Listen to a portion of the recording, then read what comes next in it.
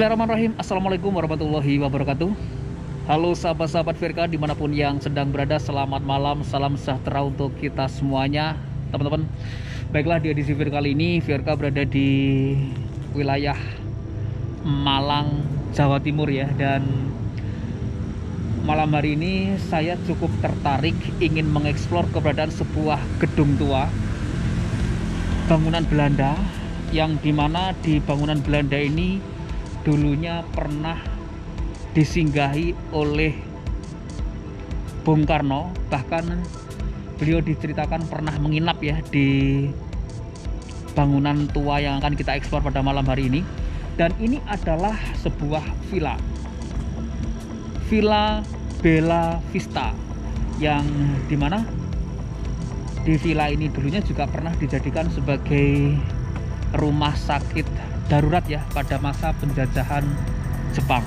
Oke teman-teman, kita akan coba melihat ya sebuah bangunan Belanda yang bener-bener nyentrik, berkarakter tempo dulu. Dan sebenarnya lokasi tersebut sudah persis di belakang kita teman-teman.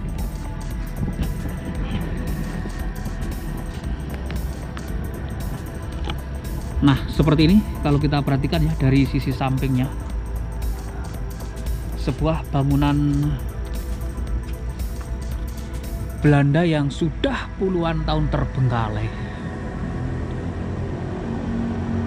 berada persis di samping balai kota Malang. Kalau kita perhatikan struktur bangunannya persis ataupun asli ya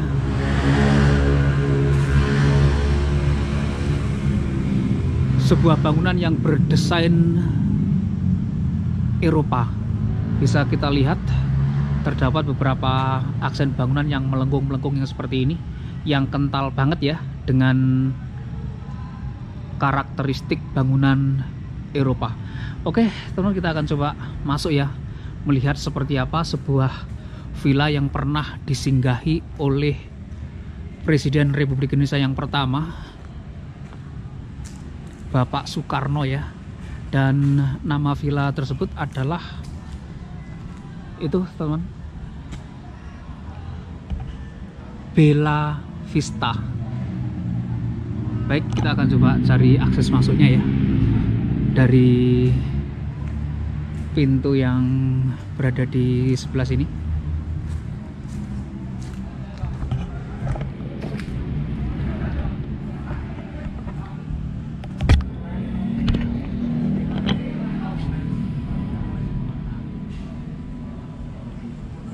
Wow, dan ini benar-benar sebuah bangunan tua yang sangat kental sekali ya desain Eropanya.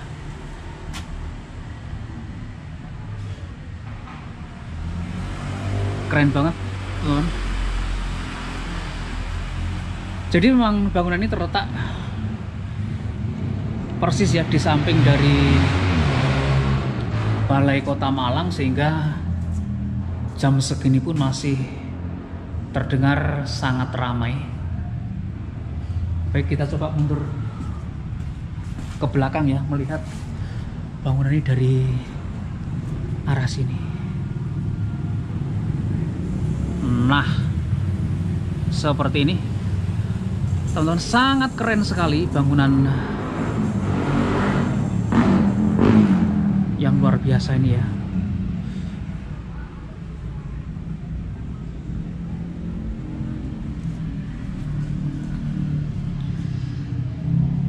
Pintu masuknya terdiri dari beberapa akses. Terdapat 3 pintu masuk utama untuk menuju ke dalam bangunan ini. Assalamualaikum warahmatullahi wabarakatuh.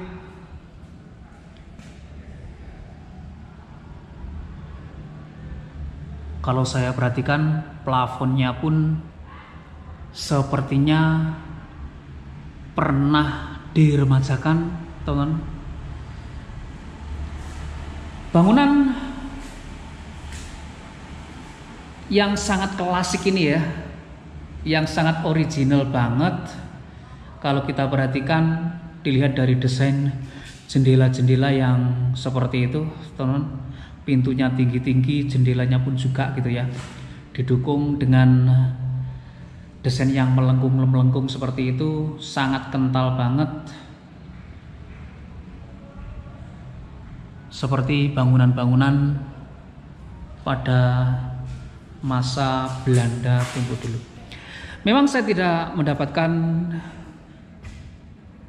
di mana ya kamar Bung Karno tersebut menginap di villa ini, karena beliau datang ke villa ini untuk meresmikan Balai Kota Malang yang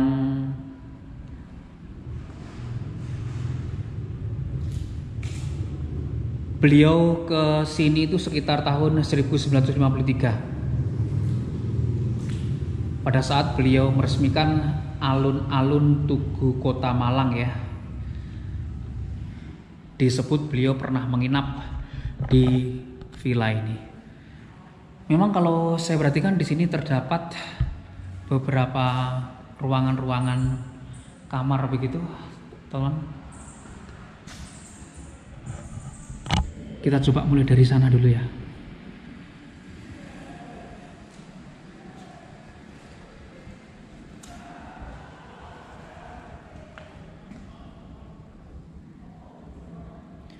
Assalamualaikum warahmatullahi wabarakatuh.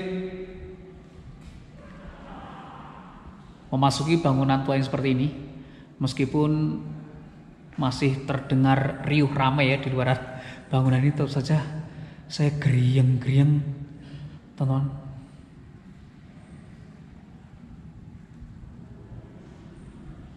Luar biasa banget ya bangunan ini.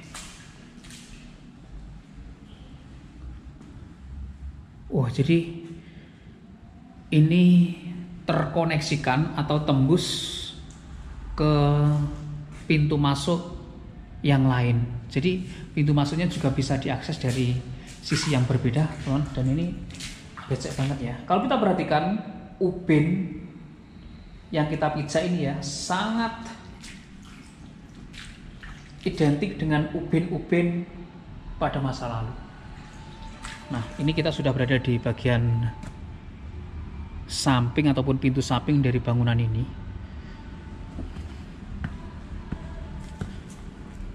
Nah, kondisinya seperti ini, teman.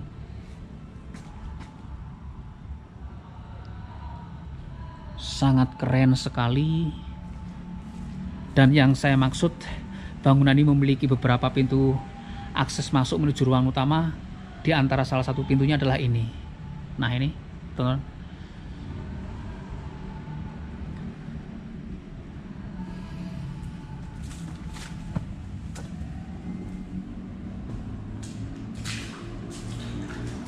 Banyak pintu-pintu yang berada di dalam bangunan ini, yang kesemuanya itu ya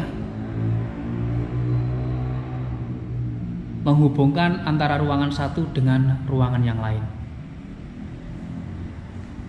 Oh, dan ternyata ini memang tembus ke pintu yang kita masuk di awal tadi, teman. Nah, jadi seperti ini ya. Nah, kita tadi masuk dari yang lorong sebelah sana ya. Ternyata ini tembus ke sini.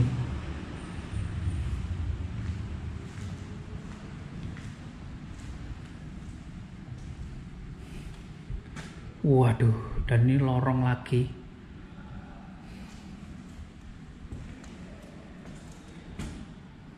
Walah. Saya masuk ke bangunan ini seperti berputar-putar di sebuah labirin begitu ya, bosku.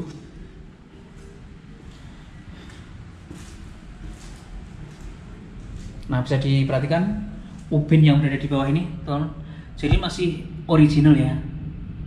Original ubin-ubin pada masa pembangunan sebuah bangunan di era Belanda.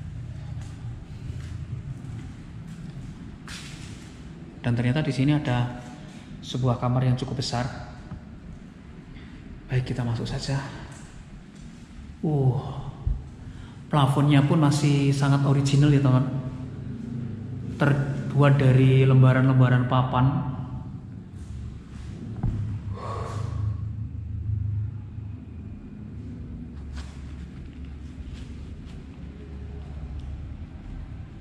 Bangunan ini tetap saja ya memberikan perasaan yang geriang-geriang kita ketika kita masuk gitu.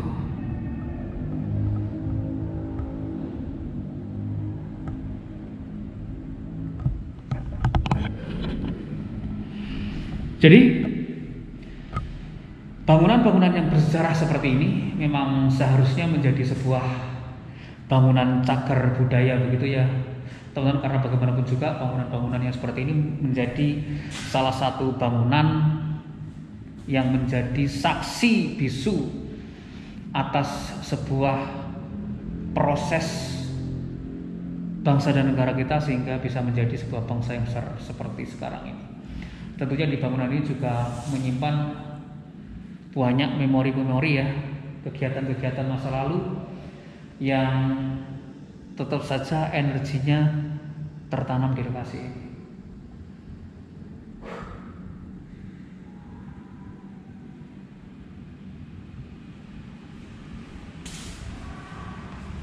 Serius rek.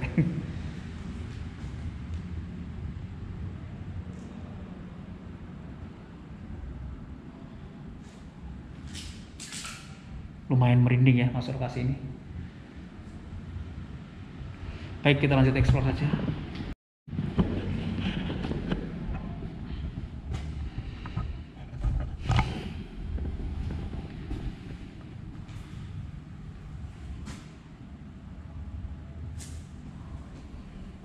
Wah, kita tadi masuk dari sebelah sini ya teman.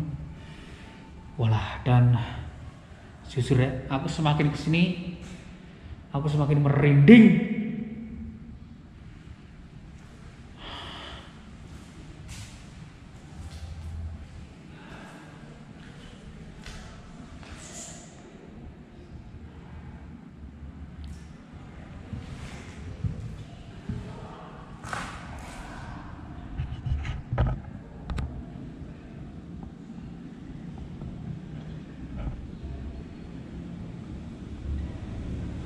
Bagian atasnya sudah mulai jebol-jebol begitu, teman-teman. Jika pada tahun 1940-an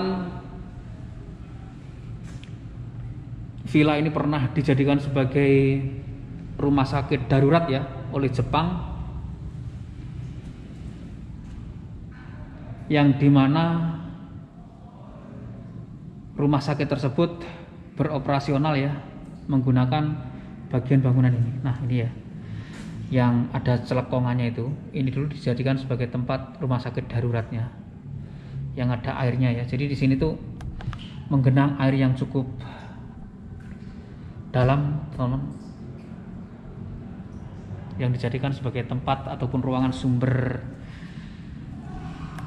kesehatannya gitu ya, operasional dalam situ. Ini sih dari cerita-cerita ya.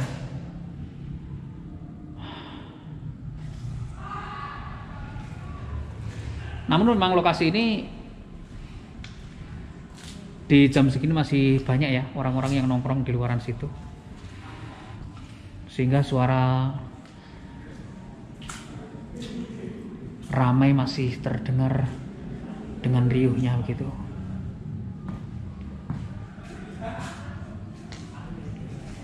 Nah ini teman-teman, jadi airnya ini benar-benar dalam ya, air yang mengenang di tempat ini.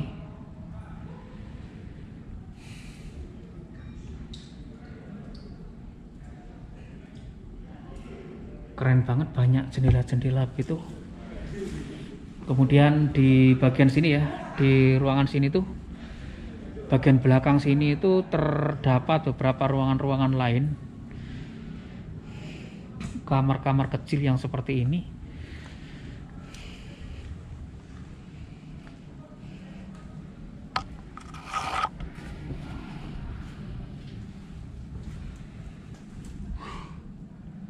Wah, dan di situ ada semacam kandang ayam juga ya. Ada ruangan kecil apa nih? Aduh. Cukup merinding bosku di tempat ini.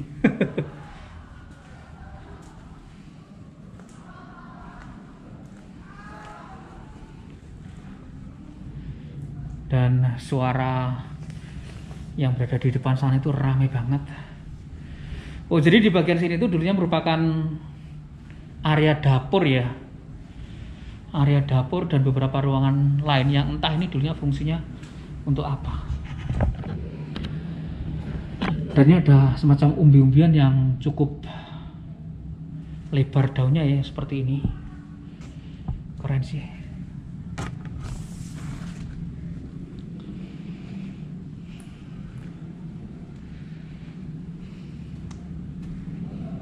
Di dalam sini ada apa saja?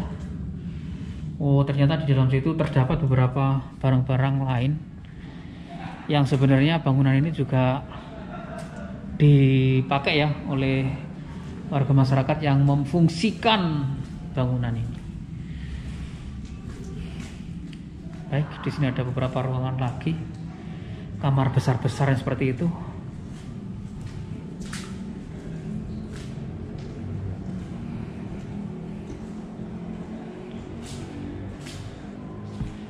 Dan ini model jendelanya sih cukup keren ya bosku, dengan arsitektur yang benar-benar original seperti ini.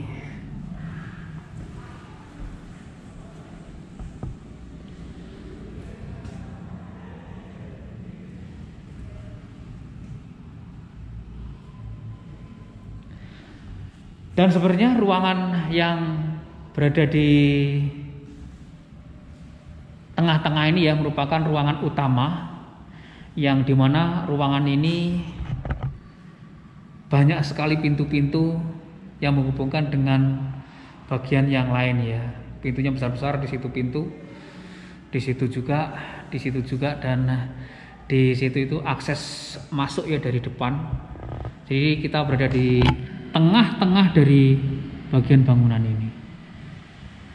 Cukup keren, luar biasa.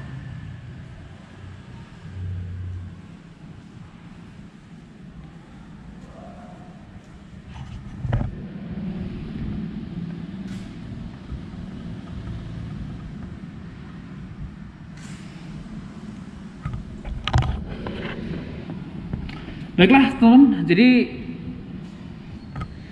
eksplor di sebuah gedung yang bersejarah ini tentunya menimbulkan sebuah kebanggaan tersendiri ya bagi saya, karena bangsa kita merupakan sebuah bangsa yang besar, sebuah bangsa yang bisa maju, bisa sejahtera seperti sekarang ini, bermula dari zaman dahulu kala, yang dimulai dari para pejuang-pejuang kita pada masa lalu, yang pada saat memperjuangkan bangsa ini ya dulunya dengan berbagai macam cara supaya bangsa kita bisa merdeka sejahtera seperti sekarang ini.